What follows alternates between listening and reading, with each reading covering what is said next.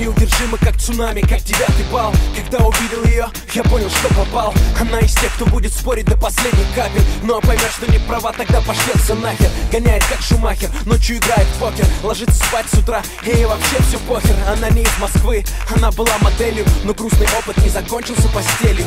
Теперь она свободна, одна живет в столице и ничего не ищет, просто любит веселиться. С утра под Guns N' Roses заказывает пиццу и говорит: плевать на все, я не хочу меняться. Может легко подраться, не стой на пути. Когда она со мной, подруга, отойди. Вокруг все говорят, как она прекрасна, они просто не знают, эта женщина опасна.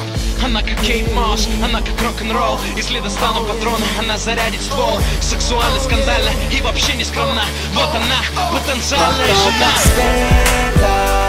Мы соскучались с ней в унисон. Сгорало лето, Я осознал, что это не сон.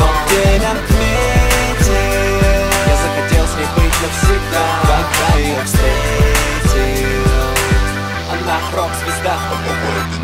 Она смотрела футбол только из-за Зидана, теперь из НБА болеет за Леброна. Ее подруги с ума сходят от лабутенов, а ей плевать на это и на ее фенов.